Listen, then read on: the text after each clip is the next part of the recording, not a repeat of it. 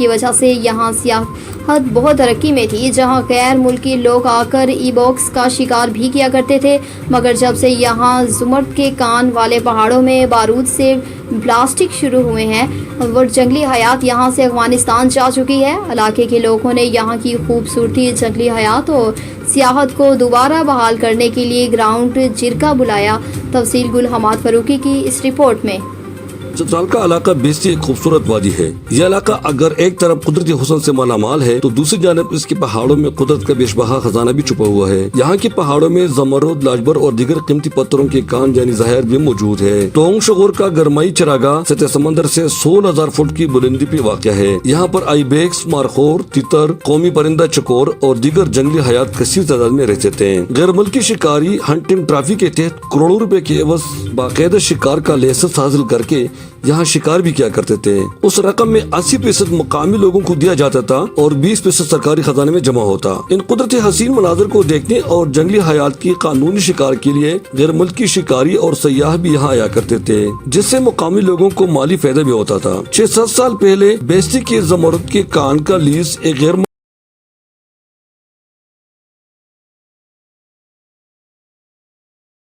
مقامی شخص کو ملا ہے جو ان پہاڑوں سے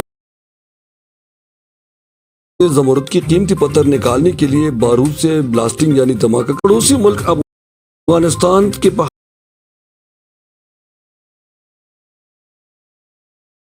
پہاڑوں اور جنگل کو ہجرت کرنے پر مجبور ہو گئے ہیں۔ علاقے کے لوگوں نے اس بستی کی سیاحت اور خوبصورتی کو دوبارہ بحال کرنے کے لیے ایک گرینڈ جرگہ بھی بلایا۔ اس گرینڈ جرگہ میں بستی پائن کے علاوہ آرکاری اور آس پاس کے دیگر علاقوں کے لوگوں نے بھی کثیر تعداد میں شرکت کی۔ جلسے سے خطاب کرتے ہوئے مقررین نے کہا کہ یہاں پر ماضی میں کافی گلیشیئر یعنی برفانی تودے ہوا کرتے تھے، مگر اب ان پہاڑوں میں بارود کے ذریعے دھماکے کروانے سے وہ نہایت تیزی سے پگھل رہے ہیں، جو قدرتی ذخائر کے لیے بڑے نقصان کا باعث ہے اور موسمیاتی تبدیلی سے ماحولیات پر بھی منفی اثرات ڈال رہے ہیں۔ انہوں نے کہا کہ زمرد کا قیمتی پتھر کو نکالنے کے لیے یوریا، DAP اور بارود کے ذریعے جو دھماکے کروائے جاتے ہیں اس کی وجہ سے وہ پانی بھی زہرآلود ہو جاتے ہیں، جسے ہم استعمال کرتے ہیں، اور یہ پانی ان پہاڑوں پر پڑے گلیشیئر پگھلنے سے نکل کر آتی ہے۔ اب جو کام ہو رہا ہے سر، وہاں جو بلاسٹنگ ہو رہی ہے، وہ جو علاقہ ہے وہ برف سے ڈھکی ہے۔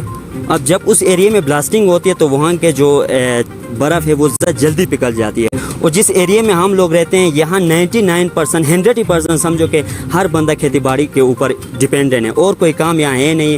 ہر بندہ جو ہے الٹریٹ ہے، ایجوکیٹڈ نہیں ہے، جس کی وجہ سے کھیتی باڑی پہ یعنی اثر ہے، یعنی کہ ڈیپینڈ کرتا ہے۔ اب اس طرف کا کام اگر ہوگا تو وہ برف جو ہے پگھلتا ہوا وہ تقریباً 1 سے 1.5 سال یا 2 سال کے بعد وہ مکمل طور پر ختم ہوگا، اور جس کی وجہ سے جو یہاں کا ایریے کے جو لوگ ہیں جن کے اوپر ان کا ڈیپینڈنٹ ہے، جو کھیتی باڑی کے اوپر، یہ مکمل طور پر ختم ہوگا، اور یہاں ہمارا زندگی گزارنا بہت ہی مشکل ہوگا سر۔ مقررین نے کہا کہ زمرد کے پتھر اور دیگر معدنیات سے بڑے گاڑیاں جب ان کچے سڑکوں اور لکڑیوں کی پلوں پر گزرتے ہیں جن کو علاقے کے لوگوں نے اپنے مجداب کے تحت بنائے ہیں تو ان کو بھی بہت نقصان پہنچتا ہے۔ میرے حساب سے کم از کم 100 ارب کا مال یہاں سے گیا ہوگا۔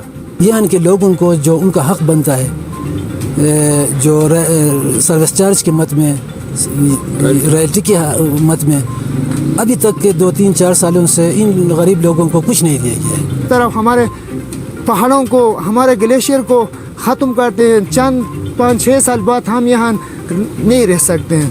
ہمارا میل معیشی ابھی بند ہو گیا، ابھی دیکھو ہمارا غار سب کچھ بند ہو گیا، تو ان کا ازالہ ہمیں کون دے گا؟ کہ یہاں آ کے ان لوگوں سے پوچھا جائے کہ یہ ان غریب لوگوں کے لیے جو قیمتی پتھر لے کے جا رہے ہیں، تو اس علاقے کے لیے یہ اب تک کتنے کام کر چکے ہیں یا کر رہے ہیں، وہ ان لوگوں کو بتائیں گے۔ ان لوگوں نے یہ بھی شکایت کی کہ لیز ہولڈر تحریری معاہدے کے تحت ہمیں رائلٹی اور سروس چارجز بھی نہیں دیتا، اور جب ہم ان کا مطالبہ کرتے ہیں تو وہ ہمیں دھمکیاں دیتا ہے۔ اور وہ عوام کی حمایت کرنے کے بجائے الٹا عوام کے اوپر دباؤ ڈالتے ہیں، عوام کو پریشر میں لاتے ہیں، تو عوام مجبور ہوا۔ علاقے کے لوگوں نے chief justice of Pakistan, chief justice Peshawar high court, صوبائی وزیر اعلیٰ، معدنیات کے وزیر اور چیف سیکرٹری سے مطالبہ کیا ہے کہ اس علاقے کو تباہی سے بچایا جائے اور زمرد کے پتھر کو نکالنے کے لیے بلاسٹنگ کے علاوہ کوئی اور ٹیکنیکل طریقہ استعمال کرنے کا حکم صادر کیا جائے اور اس علاقے کی خوبصورتی اور سیاحت کو دوبارہ بحال کر کے اسے فروغ دیا جائے۔ احمد فاروقی، تم نیوز، چترال۔ کاروبار کے حوالے سے آپ کو بتاتے چلیں کہ پاکستان کے غیر ملکی قرضوں میں 3 ارب